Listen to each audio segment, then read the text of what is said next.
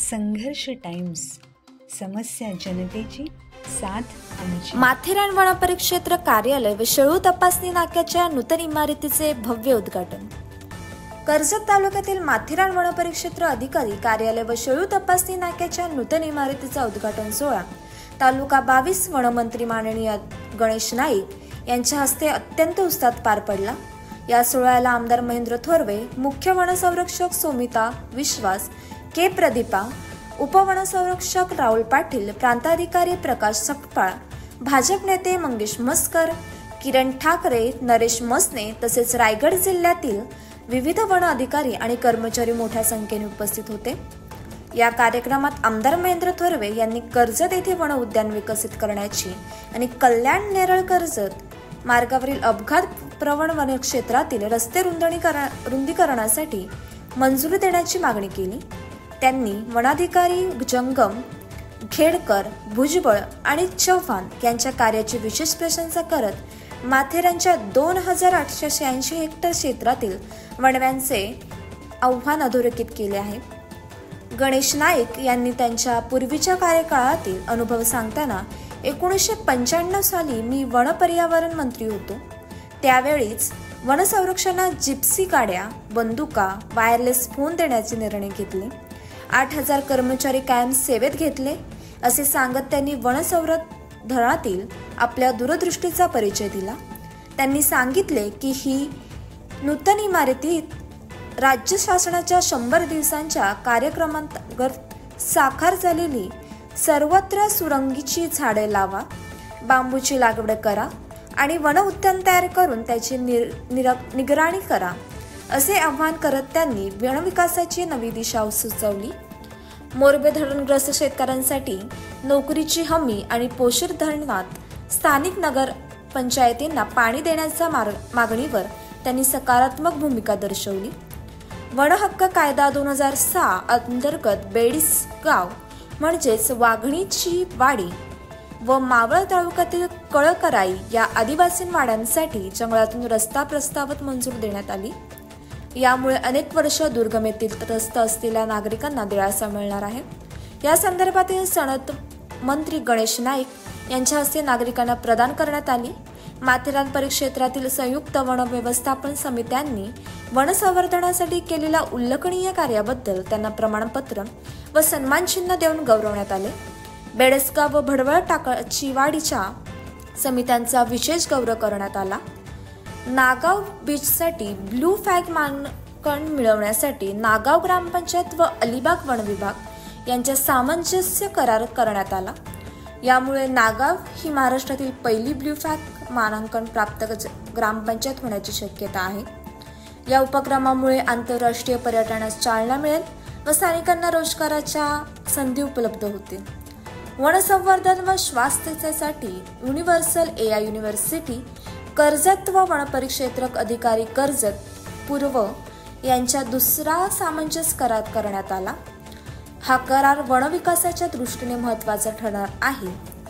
उपवनसंरक्षक राहुल पाटील यांच्या पुढाकाराने राबवण्यात येणाऱ्या माझे वन या संकल्पनेतून वन विभागाचे कर्मचारी स्वतःच्या नावाने 1 एकर अवनीत वनक्षेत्र विकसित करणार आहेत। या अंतर्गत गणेश नाईक यांच्या शुभ हस्ते गणेश वन या एकर क्षेत्राचा शुभारंभ जुमापट्टी क.50 येथे करण्यात आला। येत्या पावसाळ्यात या क्षेत्रात 250 झाडांची लागवड होणार आहे। कार्यक्रमाच्या शेवटी अलिबाग व वन विभागाचे उपसंरक्षक श्री राहुल पाटील आणि मुख्य वनसंरक्षक श्रीमती के प्रदीपा यांनी उपस्थितींचे आभार मानले। सुंदर सूत्रसंचालन मौलेश तायगडे यांनी केले। RFO ऑफिस उद्घाटन झालेले सेलूमधलं एका तपासणी नाक्याचं उद्घाटन झालेलं आहे। जनतेच्या सेवेमध्ये शासकीय यंत्रणा राबत आहे आणि भविष्यकाळात ताकदीत राबणार आहे। या ठिकाणी महेंद्र थोरवे, सोमिता विश्वास हे आमच्या वनबल प्रमुख आहेत।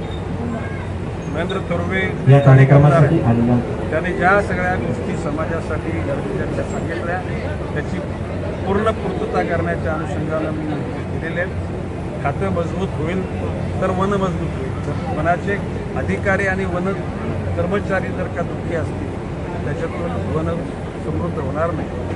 त्याकरता आपल्या सर्वांच्या सहकार्याने त्याची निर्मिती होईल असा विश्वास व्यक्त करतो. तुम्ही ठाण्याचे नेते असताना सुद्धा रायगडामध्ये पाणी राखीव ठेवा असं कॅबिनेटमध्ये सांगितलेलं आहे. हा पहिल्यांदा असा नेता. हे बघा, ते माझ्या कर्तव्याचा भाग म्हणून मी सांगितलं की नेरळ, कर्जत आणि खालापूर तालुक्यामध्ये वस्ती वाढते आहे. तर भविष्यकाळामध्ये होणाऱ्या धरणामध्ये या परिसराच्या जनतेला सुद्धा पाणी मिळालं पाहिजे याची तरतूद करा. असं बोललो नाही, तशी नोंदीत करून घेऊन भविष्यकाळामध्ये या परिसराकरता सुद्धा जलाशयाचं पाणी मिळेल अशा प्रकारची पक्की खात्री करून घेतली आणि ते काय मेहरबानी नाही केली. साहेब, कर्जत नेरळ जो कर्जत कल्याण राज्यमार्ग आहे त्याच्यावर शेलू नेरळ दरम्यान जो आमदार साहेबांनी मुद्दा उपस्थित केला की तिथे खूप अपघात होतात, वन क्षेत्र असल्यामुळे रस्ता छोटा आहे. मी तिथे भविष्यात म्हटलेलं आहे, जे समाजाच्या हिताकरता ज्या गोष्टी गरजेच्या आहेत त्या सर्व पूर्ण होतील. अपघात न होण्याकरता, लोकांचे जीव वाचण्याकरता वन खात्याचे अधिकारी स्वतःच्या सर्वच बाबीला इलॅस्टिक लवचिकता आणतील. काय बोललो मी? लवचिकता. कायदा मोडणार नाही, परंतु त्याच्यातून मार्ग काढतील आणि तो काढावा माझा आग्रह आहे. जे जुने ट्रेडिशनल रस्ते आहेत ते रस्ते करताना वनरक्षक, वनपाल, RFO, DFO थोडे दचकतात का वरती कोणीतरी तक्रार केली तर काही नाही, बिंदास. ज्या जनतेनं आपल्यावर एवढं प्रेम केलं, जनता आपल्याला मदत करते, त्या जनतेला आपण अडसर होता कामा नये. हा माननीय पंतप्रधान नरेंद्र मोदींचा पण संदेश आहे आणि राज्याचे मुख्यमंत्री देवेंद्र फडणवीसांचा आणि आम्ही सर्व मंत्रिमंडळाचे सहकारी आणि विधानभवनाचे सर्व सदस्य जनतेशी बांधील आहोत. आज आपण एक गार्डन बनवणार आहात, ते किती क्षेत्रामध्ये असेल, काय नियोजन? महेंद्र थोरवे त्या बाबतीतली चर्चा आमच्या इथल्या लोकल अधिकाऱ्यांशी करतील. आमचा वनपाल, RFO, DFO त्याची एकूण प्लॅनिंग करतील, त्यासाठी रचना करतील आणि माझं म्हणणं आहे की ते व्हावं तर लोकांनी त्याची चर्चा करावी, अशा प्रकारचं व्हावं ही माझी इच्छा आहे. ओके. एक प्रश्न. कर्जत नागाव ग्रामपंचायत समन्वयाचा करार झालेला आहे, तर काय सांगाल? असे जागृत नागरिक, असे सरपंच त्या ठिकाणी समुद्र किनाऱ्यावर होणाऱ्या प्लास्टिक, आपण ग्रामीण भाषेमध्ये त्याला लांग म्हणतो, लांग म्हणजे येणाऱ्या, बरोबर शब्द ना, त्यामध्ये बाटल्या, थर्माकोल, फोम, प्लास्टिक हे सर्व निर्मूलन व्हावं. पालघर जिल्ह्यामध्ये ज्याला पालकमंत्रीपद मी स्वीकारल्यानंतर सुंदर पालघर, स्वच्छ पालघर, प्लॅस्टिक मुक्त पालघर आणि दुर्गंधमुक्त पालघर याकरता मी अभिनव कल्पना दिलेली. प्रत्येक ग्रामपंचायतीचा सरपंच, ग्रामसेवक सगळ्यांनी त्या दिवशी आपापल्या गावामध्ये प्लास्टिक मुक्त करण्यासाठी एक प्रकारचं वचनबद्ध झालं आणि भविष्यकाळामध्ये ते पालघर जिल्ह्यामध्येच नाही तर महाराष्ट्रामध्ये तर देशामध्ये ह्या ज्या चुकीच्या गोष्टी आहेत त्या नाहीशा होत्या. सर, AIचं जे आपण माध्यम केलं, AIचं आर्टिफिशियल इंटेलिजन्स नक्की काय करार आहे त्याबद्दल थोडंसं जाणून घ्या. हे बघा, बाब असे की आर्टिफिशियल इंटेलिजन्स ही भविष्यकाळची गरज आहे. या अनुषंगानं एकूण वनवाल लागू नये यासाठी निश्चित धोरण आखलं जाईल. वनवा लागल्यानंतर ते लवकरात लवकर नियंत्रण आणण्यासाठी तुझे उपाययोजना केल्या जातात आणि हे आर्टिफिशियल इंटेलिजन्स कृत्रिम जो बुद्धिमत्तेच्या अनुषंगानं जे पुढचा मार्ग होणार आहे तो देशाच्या सर्वच स्तरावर शेतकऱ्यांना, कामगारांना, डिफेन्स, एअरफोर्स आबादीत राहावी म्हणून कुऱ्हाडबंदीचा एक प्रस्ताव सादर केला.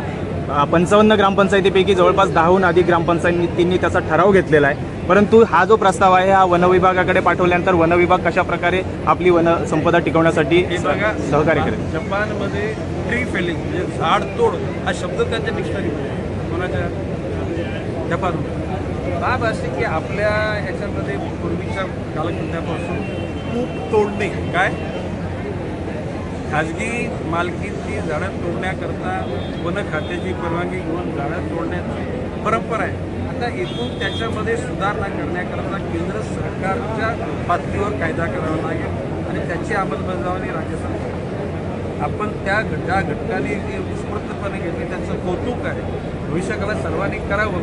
कायदा हा न